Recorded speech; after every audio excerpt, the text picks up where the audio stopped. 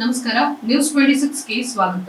ಪಟ್ಟಣದ ಬಿಆರ್ಸಿ ಕೇಂದ್ರದಲ್ಲಿ ನಲಿಕಲಿ ತರಬೇತಿ ಸಮಾರೋಪ ಸಮಾರಂಭ. ಯಳಂದೂರು ಪಟ್ಟಣದ ಬಿಆರ್ಸಿ ಕೇಂದ್ರ ಕಚೇರಿಯಲ್ಲಿ ಹಮ್ಮಿಕೊಳ್ಳಲಾಗಿದ್ದ 5 ದಿನದ ನಲಿಕಲಿ ಕಾರ್ಯಕ್ರಮ ಸಮಾರೋಪ ಸಮಾರಂಭದಲ್ಲಿ ತರಬೇತಿ ಪಡೆದ ಶಿಕ್ಷಕರಿಗೆ ಬೀಳ್ಕೊಡುಗೆಯನ್ನ ನೀಡಲಾಯಿತು. ಸಮಾರೋಪ ಸಮಾರಂಭದ ಅಧ್ಯಕ್ಷತೆಯನ್ನ ಕ್ಷೇತ್ರ ಶಿಕ್ಷಣಾಧಿಕಾರಿಗಳಾದ ಮಾರಯ್ಯ ಅವರು ವಹಿಸಿಕೊಂಡಿದ್ರು. ಅವರು ಮಾತನಾಡಿ, ನಲಿಕಲಿ ತರಗತಿ ನಿರ್ವಹಣೆಯ ಸವಾಲುಗಳು ಹಾಗೂ ಹೊಸ ಬದಲಾವಣೆಗಳ ಮಾಹಿತಿಗಾಗಿ ತರಬೇತಿಗಳು ಅವಶ್ಯಕ ಮತ್ತು ಇಲ್ಲಿ ಪಡೆದುಕೊಂಡ ಅಂಶಗಳನ್ನು ತಮ್ಮ ಶಾಲೆಗಳಲ್ಲಿ ತರಗತಿಗಳಲ್ಲಿ ನಲಿಕಲಿ ಶಿಕ್ಷಣ ಪದ್ಧತಿಯನ್ನ ಅಳವಡಿಸಿಕೊಳ್ಳುವ ಮೂಲಕ ತಮ್ಮ ಮಕ್ಕಳಿಗೆ ಶಿಕ್ಷಣ ಕಲಿಸಬೇಕೆಂದು ಸಲಹೆಯನ್ನ ನೀಡಿದರು. ನಂತರ ಕ್ಷೇತ್ರ ಸಂಪನ್ಮೂಲ ಸಮನ್ವಯ ಅಧಿಕಾರಿ ಆರ್ ನಂಜುಂಡಯ್ಯ ಅವರು ಮಾತನಾಡಿ, ಶಿಕ್ಷಣ ಇಲಾಖೆಯಲ್ಲಿ ವಿಶೇಷ ಅನುಭವವುಳ್ಳ ಸಂಪನ್ಮೂಲ ಶಿಕ್ಷಕರು ನಲಿಕಲಿ ತರಬೇತಿ ಕಾರ್ಯಕ್ರಮದಲ್ಲಿ ಉತ್ತಮವಾದ ತಮ್ಮ ಅನುಭವದ ಮೂಲಕ ಶಿಕ್ಷಕರಿಗೆ ತರಬೇತಿಯನ್ನ ನೀಡಿ ಶೈಕ್ಷಣಿಕ ಅಭಿವೃದ್ಧಿಗೆ ಶ್ರಮಿಸಿರುವುದು ಉತ್ತಮವಾದ ಬೆಳವಣಿಗೆಯಾಗಿದೆ. ಇಂತಹ ಸಂಪನ್ಮೂಲ ಶಿಕ್ಷಕರ ಅನುಭವವನ್ನ ತಾಲೂಕಿನಲ್ಲಿ ತರಬೇತಿ ಪಡೆದು ಎಲ್ಲಾ ಶಿಕ್ಷಕರು ತಮ್ಮ ಶಾಲೆಗಳಲ್ಲಿ ಮಕ್ಕಳಿಗೆ ಗುಣಮಟ್ಟದ ಶಿಕ್ಷಣ ನೀಡಬೇಕು ಅಂತ ಸಲಹೆಯನ್ನ ನೀಡಿದರು. ವರದಿ ಎಸ್ ಪುಟ್ಟಸ್ವಾಮಿ ಹೊನ್ನೂರು, ನ್ಯೂಸ್ 26 ಕನ್ನಡ, ಚಾಮರಾಜನಗರ.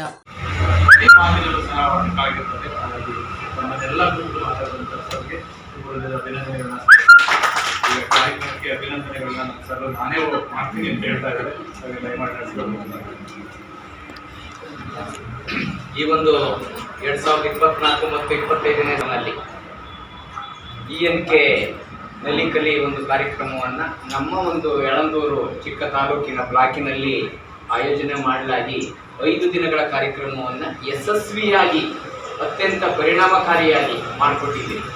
ಅದಕ್ಕೆ ಈ ವೇದಿಕೆ ಮೇಲಿರ್ತಕ್ಕಂಥ ನಮ್ಮ ನೆಚ್ಚಿನ ಹೇಳಿದ್ರೆ ಸಾಕು, ನಮಗೆ ಒಂದು ಫೋಟೋ ಕಳಿಸಿ ಸರ್ ಅಥವಾ ಒಂದು ಫೋನ್ ಮಾಡಿ ಸರ್ ಅಂತ ಹೇಳ್ತಾರೆ. ಅಂತಹ ನನ್ನ ಯಳಂದೂರು ತಾಲೂಕಿನ ಪ್ರತಿಯೊಂದು ಮಾಧ್ಯಮ ಮಿತ್ರರಿಗೂ ಕೂಡ ನನ್ನ ಶಿಕ್ಷಕ ವೃಂದದ ಪರವಾಗಿ ನಮ್ಮ ಇಲಾಖೆ ಅಧಿಕಾರಿ ನಾವು ಯಶಸ್ಸನ್ನ ಕಾಣಬೇಕು ಅಂತಂದ್ರೆ ಅಷ್ಟೊಂದು ಸುಲಭ ಅಲ್ಲ. ಅದರಲ್ಲಿ ಕೂಡ ನಮ್ಮ ಒಂದು ಶಿಕ್ಷಣ ಕ್ಷೇತ್ರದಲ್ಲಿ ಪ್ರಾಥಮಿಕ ಶಾಲಾ ಆವರಣಕ್ಕೆ ಪ್ರತಿ ಒಂದು ಮಗು ಪ್ರವೇಶಿಸಿದಾಗ ಆ ಮಗುವಿಗೆ ಉತ್ತಮವಾದ ಶಿಕ್ಷಣವನ್ನ ಕೊಡಬೇಕು. ಆ ಶಿಕ್ಷಣವನ್ನ ಕೊಟ್ಟ ಮೇಲೆ ಅವನು ಸಮಾಜಕ್ಕೆ ಉತ್ತಮವಾದ ನಾಗರಿಕನಾಗಿ ಹೊರಹೊಮ್ಮಬೇಕು ಅನ್ನೋದೇ ಅದು ಈ ಒಂದು ಪ್ರಾಥಮಿಕ ಕಡ್ಡಾಯ ಶಿಕ್ಷಣದ ಮೂಲ ಆಶಯ. ಆ ಆಶಯವನ್ನ ನೀವೆಲ್ಲರೂ ಕೂಡ ಮಾಡಬೇಕಾಗಿದೆ. ಅದರಲ್ಲಿ ನಾವು ವಿದ್ಯಾರ್ಥಿಗಳಿಗೆ 2 ಮುಖ್ಯವಾದ ವಿಚಾರಗಳನ್ನ ತಲುಪಿಸಬೇಕು. ಏನು ಮುಖ್ಯ? ಮೊದಲನೆಯದಾಗಿ ಆ ವಿದ್ಯಾರ್ಥಿಯಲ್ಲಿ ಇರ್ತಕ್ಕಂಥ ಒಂದು ಪ್ರತಿಭೆಗಳನ್ನ, ಸಾಮರ್ಥ್ಯವನ್ನ, ಬುದ್ಧಿವಂತಿಕೆಯನ್ನ ಅವಕಾಶ ಸಿಕ್ಕಾಗ ಇವರೊಂದು ಮಾತು ಹೇಳಿದ್ರು, ಅದಕ್ಕೆ ನಾನು ಅದು ಹೇಳ್ತಾ ಇದ್ದೀನಿ. ಪ್ರತಿಯೊಂದು ಸಂದರ್ಭದಲ್ಲೂ ಕೂಡ ಅವರಿಗೆ ಅವಕಾಶ ಸಿಕ್ಕಾಗ ಬೇರೆಯವರಿಗಿಂತಲೂ ಕೂಡ ನನ್ನ ಸಾಮರ್ಥ್ಯ ಹೆಚ್ಚಿದೆ ಎಂಬುದನ್ನ ತೋರಿಸುವಂತಹ ಕಲೆಯನ್ನ ವಿದ್ಯಾರ್ಥಿಗಳಲ್ಲಿ ನಾವು ಶಿಕ್ಷಕರಾದವರು ಮೂಡಿಸಬೇಕು. ಆ ಮೂಡಿಸಿದಾಗ ಮಾತ್ರ ಆ ವಿದ್ಯಾರ್ಥಿ ಏನಾಗ್ತಾನೆ, ಸಮಾಜದಲ್ಲಿ ಧೈರ್ಯವಾಗಿ ತನಗೆ ಏನು ದಕ್ಕಬೇಕು, ತನ್ನ ಸಮುದಾಯಕ್ಕೆ ಏನು ದಕ್ಕಬೇಕು, ಏನೆಲ್ಲ ದೇಶಕ್ಕೆ ನಾವು ಕೊಡಬೇಕು, ನನ್ನ ಕೊಡುಗೆಯನ್ನ ಕೊಡಬೇಕು ಅನ್ನೋದ್ರ ಬಗ್ಗೆ ಚಿಂತನೆಯನ್ನ ಮಾಡ್ತಾನೆ. ಅಂತಹ ವಿದ್ಯಾರ್ಥಿಗಳನ್ನ ನೀವೆಲ್ಲರೂ ಕೂಡ ಹೊರಹೊಮ್ಮುವಂತ ಕೆಲಸವನ್ನ ಮಾಡೋಣ ಅಂತ ಹೇಳ್ತಾ, ಈ ಒಂದು 5 ದಿನದ ಕಾರ್ಯಾಗಾರದಲ್ಲಿ ಈ 4 ಸಂಪನ್ಮೂಲ ವ್ಯಕ್ತಿಗಳು ಅತ್ಯಂತ ಯಶಸ್ವಿಯಾಗಿ ತಮಗೆ ಕೊಟ್ಟಿದ್ದಾರೆ. ನೀವು ಕೂಡ ಸಂಪನ್ಮೂಲರೇ, ಆದ್ರೆ ಅವಕಾಶ ಸಿಕ್ಕಾಗ ಅವರು ಸಂಪನ್ಮೂಲ ವ್ಯಕ್ತಿಗಳು. ಇಲ್ಲಿ ಸಮಾಜದಲ್ಲಿ ಪ್ರತಿಯೊಬ್ಬರು ಕೂಡ ಸಂಪನ್ಮೂಲಗಳೇ, ಆದ್ರೆ ವೇದಿಕೆ ಬೇಕು ಮೇನ್ ಆಗಿ. ಆ ವೇದಿಕೆ ಸಿಕ್ಕಾಗ ಮಾತ್ರ ನಾವು ಆ ಅವಕಾಶವನ್ನು ನಾವು ಬಿಂಬಿಸಬೇಕಾಗ್ತದೆ, ಸಾಬೀತುಪಡಿಸಬೇಕಾಗಿರ್ತದೆ. ಆ ನಿಟ್ಟಿನಲ್ಲಿ ಆ 4 ಕೂಡ ಯಶಸ್ವಿಯಾಗಿ ನಮಗೆ ಈ ಒಂದು ನಲಿಕಲಿ ಕಾರ್ಯಕ್ರಮವನ್ನು ರೂಪಿಸಿಕೊಟ್ಟಿದ್ದಾರೆ, ಚೆನ್ನಾಗಿ ಸಾಬೀತುಪಡಿಸಿದ್ದಾರೆ. ಅವರಿಗೆ ನಿಮ್ಮೆಲ್ಲರ ಅಭಿಮಾನದ ಚಪ್ಪಾಳೆ ಮೂಲಕ ಅಭಿನಂದನೆಯನ್ನ ಸಲ್ಲಿಸೋಣ. ಜೊತೆಗೆ ತಾವೆಲ್ಲರೂ ಕೂಡ ಎಲ್ಲಾರು ಒಂದು ಕಡೆ ಸಣ್ಣ ಪುಟ್ಟ ದೋಷಗಳು ಆಗಿರಬಹುದು, ಕೆಲವು ಕಾರ್ಯಕ್ರಮಗಳನ್ನ ಮಾಡುವಾಗ ಸಣ್ಣ ಪುಟ್ಟ ಸಮಸ್ಯೆಗಳು ಆಗ್ತದೆ.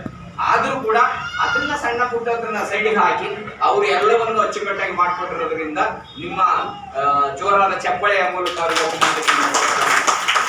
ಹಾಗೆ ಜೊತೆಗೆ ನಮ್ಮ ಈ ಕೇಂದ್ರದ D group Nandeesha, D group ಅನ್ನಕ್ಕಿಂತ ಹೆಚ್ಚಾಗಿ ನಮ್ಮ ಮನದಾಳದ ಒಂದು ಸ್ನೇಹಿತ ಅಂತ ಹೇಳ್ಕೊಳ್ಳಿಕ್ಕೆ ಇಚ್ಛೆ ಪಡ್ತೇನೆ. ಯಾಕಂತ ಹೇಳಿದ್ರೆ ಯಾವುದೇ ಕಾರ್ಯಕ್ರಮವನ್ನ ಮಾಡಬೇಕಾದ್ರೆ ಮಾಡುವುದಕ್ಕೂ ಮುಂಚೆ, ಮಾಡುವುದ ನಂತರ ಇವೆರಡೂ ಕೂಡ ಅತ್ಯಂತ ಮುಖ್ಯವಾದ ಕೆಲಸ.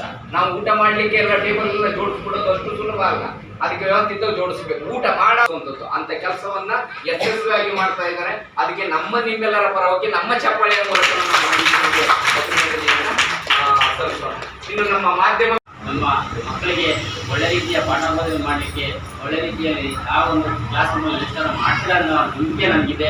ಹಾಗಾಗಿ ತಮಗೆಲ್ಲರಿಗೂ ಒಳ್ಳೆಯದಾಗಲಿ.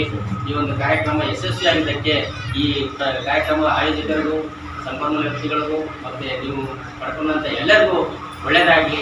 ಭಗವಂತ ನಿಮಗೆಲ್ಲ ಆಯುರಾರೋಗ್ಯ ಐಶ್ವರ್ಯ ಕೊಟ್ಟು ನಮ್ಮ ಮಕ್ಕಳ ಒಂದು ಕ್ವಾಲಿಟಿ ಇಂಪ್ರೂವ್ಮೆಂಟ್ ಮಾಡಬೇಕಂತ ಈ ಕೇಳ್ಕೊಳ್ತಾ ನಿಮಗೆಲ್ಲ ಒಳ್ಳೆಯದಾಗಲಿ. Thank you.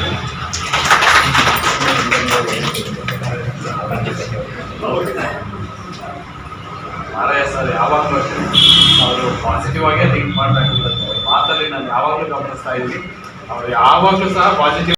ಅದಾಗಿತ್ತು ಇವತ್ತಿನ ಲೇಟೆಸ್ಟ್ ನ್ಯೂಸ್ ಅಪ್ಡೇಟ್ಸ್. ಇನ್ನಷ್ಟು ಸುದ್ದಿಗಾಗಿ ನೋಡ್ತಾ ಇರಿ News 26 ಕನ್ನಡ. ನಾವು ನಿಮ್ಮೊಂದಿಗೆ.